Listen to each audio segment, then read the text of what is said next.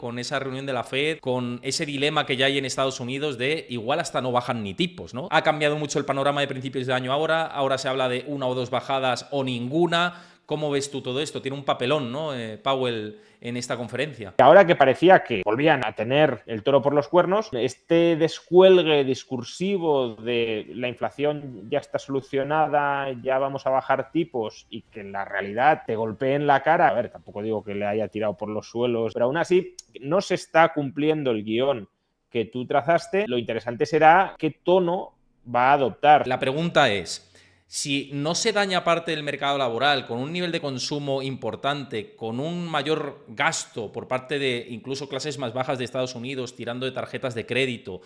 y aguantando ese nivel de consumo actual,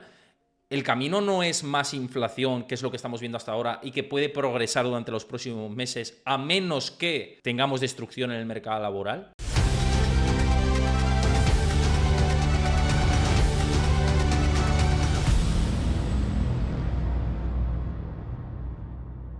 Antes de ver el vídeo al completo, recuerda darle a like, suscríbete a mi canal si te gusta este contenido y déjame tu comentario, que lo estoy esperando. Y una vez más por aquí por el canal, con una agenda apretada que lo sé, Juan Ramón Rayo, siempre es un lujo tenerte por aquí y además que saques huecos de donde no los hay casi, así que muchísimas gracias. Nada, muchas gracias a ti, Héctor, por la invitación y sí, bueno, pues si no están los huecos se crean, pero lo importante es estar. Se inventan, claro que sí. Oye, hueco mañana vamos a tener también en primera fila para ver a Jerome Powell con esa reunión de la Fed,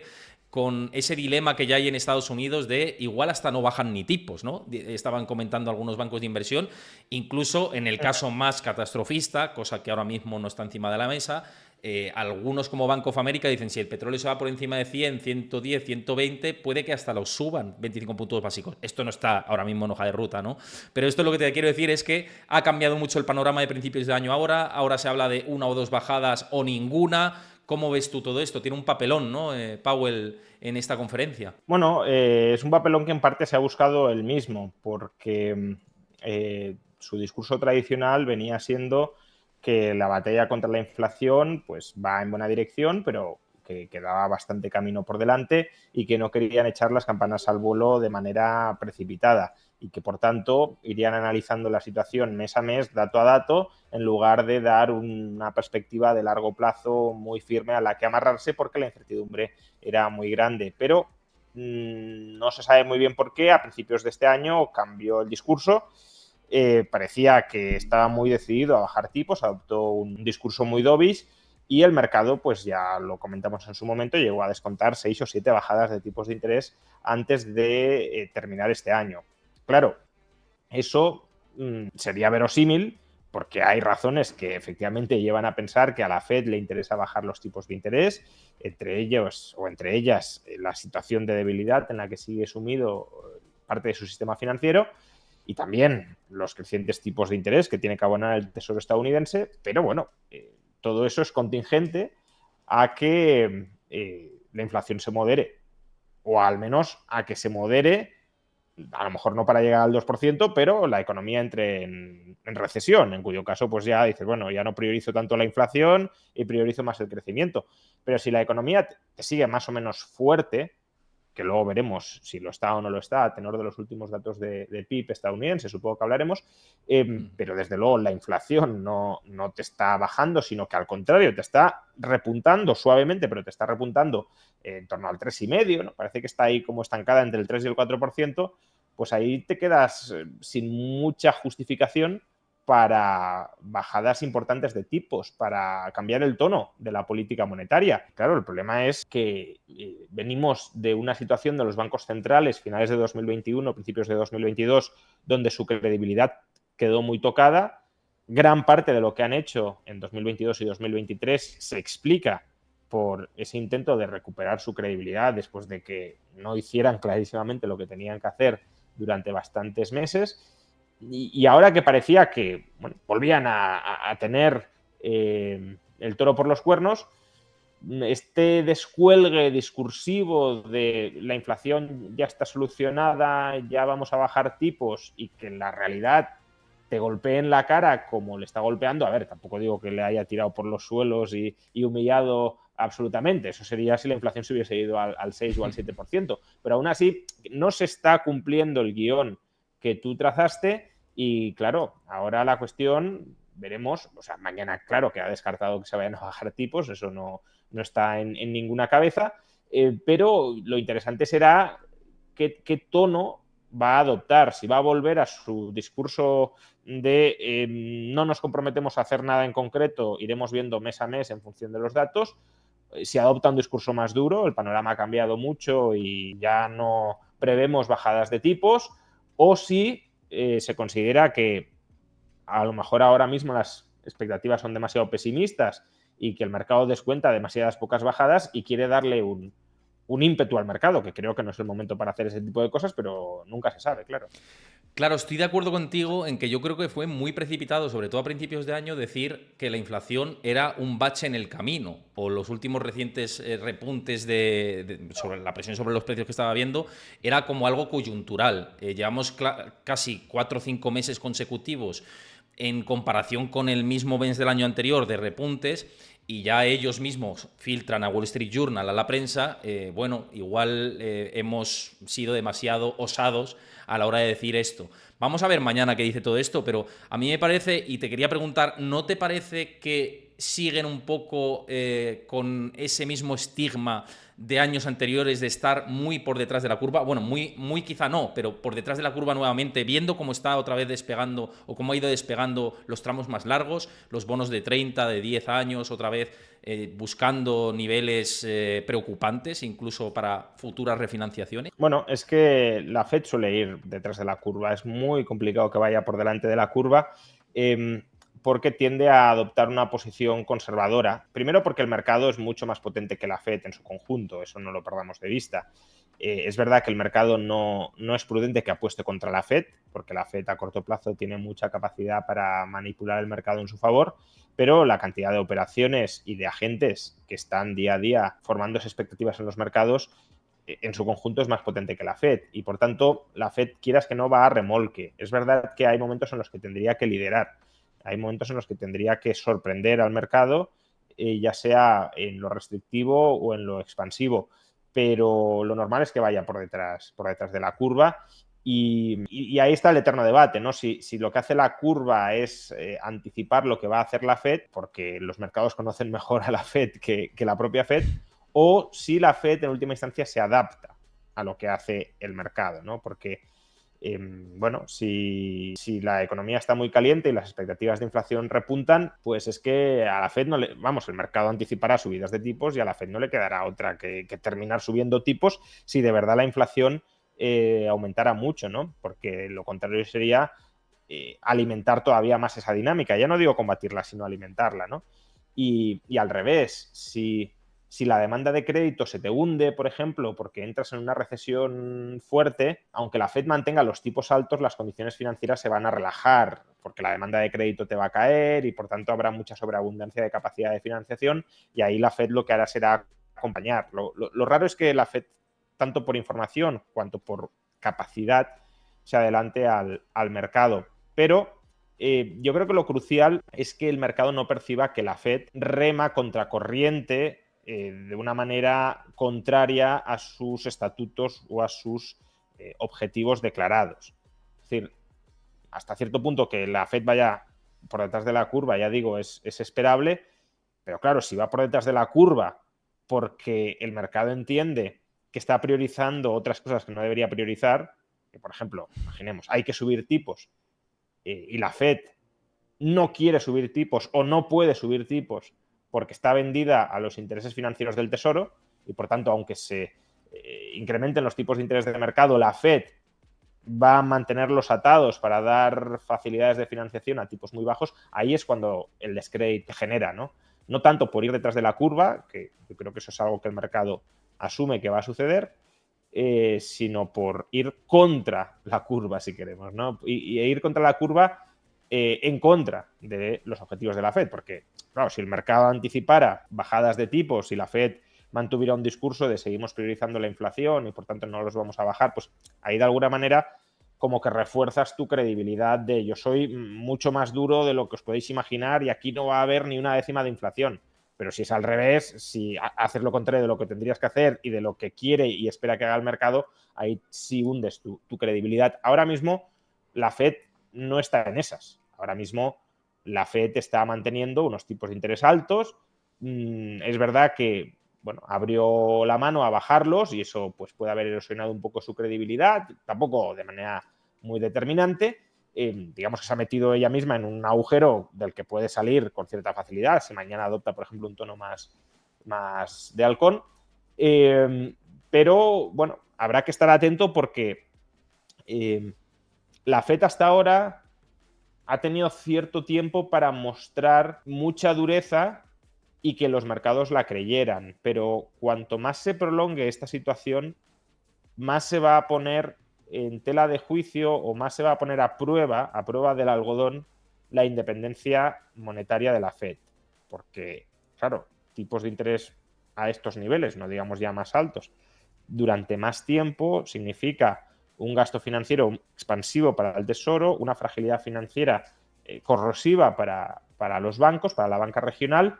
Y si la Fed llega a un punto en el que dice yo esto no lo puedo soportar, he de relajar las tensiones de un lado y de otro bajando tipos, aun cuando la inflación no haya bajado, ahí es cuando se comprobará si está a lo que tiene que estar, que es a cuidar el valor del dólar, o está a otras cosas. Es que ahí sí que viene un segundo o una potencial segunda ola de inflación si empieza a bajar tipos y si lanza un mensaje al mercado de, oye, tenemos que relajar. Fíjate, es que esto, perdona porque mezclo ideas, pero justamente estabas comentando esto y me acordaba del discurso de Biden cuando le preguntaban si iban a bajar los tipos de interés y dice, bueno, yo lo único que sé es que van a bajar antes de final de año. O sea, te lanzas el mensaje con certeza y claro, te entra la duda desde este lado diciendo, oye, si lo afirma con tanta certeza, se supone que la Fed es una institución independiente. ¿Cómo puede Sí, lo que pasa asegurarlo, es que no? Biden ya sabemos que no sabemos si saben qué año vive, con lo cual es difícil saber si se está refiriendo a bajadas de tipos de ahora o de 2009, 2010, cuando era vicepresidente. Y en todo caso, bueno, podría simplemente estar constatando lo que el mercado espera muy seguro. No tendría por qué tener información propia, aunque un presidente en sus cabales y que midiera bien cada palabra que dice, efectivamente no debería decir esas cosas porque está como desvelando, o aparentemente está desvelando información privada que no debería tener si la FED es independiente. Pero bueno, la independencia de la FED, o sea, yo creo que hay dos tipos de independencia, ¿no?, que podemos evaluar. Una es la independencia, bueno, no sé cómo llamarlo, formal, por supuesto, que eso es lo que rigen los estatutos, o tal como está puesto en los estatutos, y material desde la política a la Fed. Es decir, ¿la Fed cumple órdenes de la política? De momento, aparentemente no. Como mucho la Fed le habrá podido comunicar a Biden intenciones que tiene, que no debería hacerlo, pero se lo puede haber comunicado, pero aparentemente Powell no sigue las instrucciones de Biden. Esa independencia política se va a poner, o esa independencia desde el lado del gobierno hacia la Fed, se va a poner en cuestión también si gana Trump, no por nada, sino porque él mismo ya ha dicho que quiere subordinar claramente la Fed a sus objetivos de política económica, que además ya es algo que en los últimos años de su presidencia intentó hacer, pues presionando desde Twitter y supongo que desde otros ámbitos también a Powell para que bajara tipos cuando Powell creía conveniente subirlos, etcétera. Pero luego la falta de independencia a la que me refería antes no es tanto esta, que también va a ser una papeleta importante para la FED en los próximos meses y años, sino incluso siendo independientes frente al gobierno, en el sentido de que no cumplen órdenes y no tienen por qué cumplirlas y no quieren cumplirlas, si ellos ven que el panorama financiero y el panorama fiscal está tan embarullado, está tan complicado, está tan tensionado por su política monetaria, que esa misma política monetaria restrictiva puede terminar haciéndoles fracasar en sus objetivos de política monetaria, ¿no? Por ejemplo, tipos de interés muy altos, quiebra toda la banca estadounidense, que no digo que sea el caso, pero imaginemos ese caso extremo. Deflación del caballo, pues claro, la Fed quiere mantener una inflación del 2%, una deflación gigantesca. Entonces, si tú crees que los tipos muy altos pueden hacer quebrar a toda la banca, no los vas a mantener altos, aunque eso te genere algo de inflación, porque la alternativa es una deflación muy fuerte que tampoco es tu objetivo. O con el tesoro. Si tú mantienes tipos muy altos y el gobierno dice, a mí me da igual, yo voy a seguir emitiendo deuda, y eso te genera una factura creciente de intereses,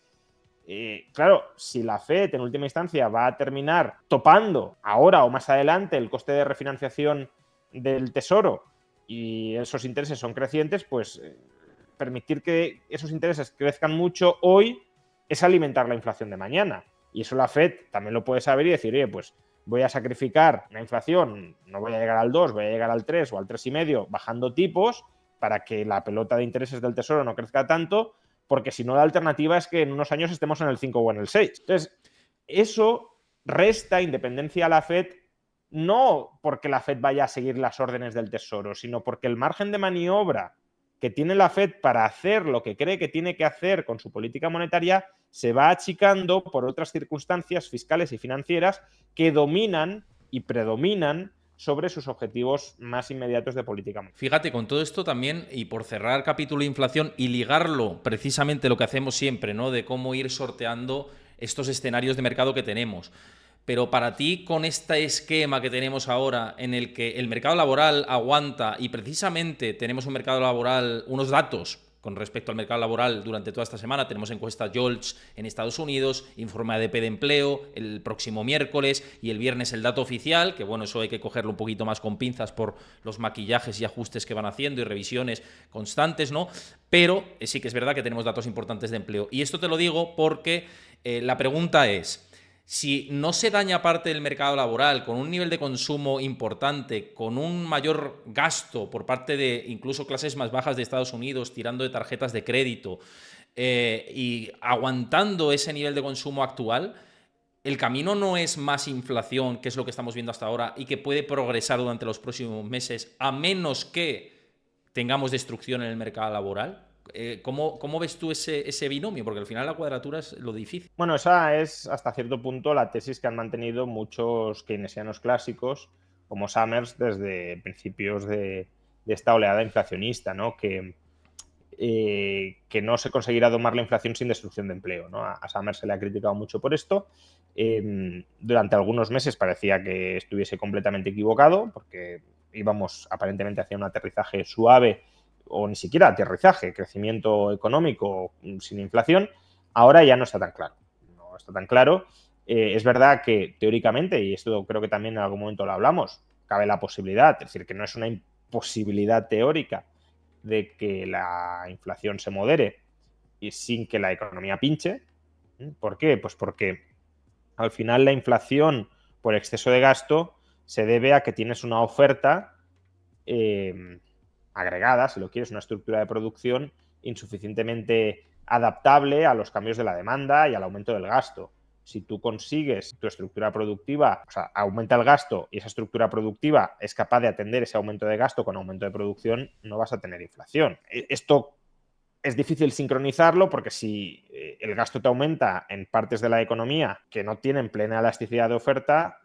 pues no puedes aumentar tanto la producción como el gasto y entonces tienes cuellos de botella y tienes aumento de la inflación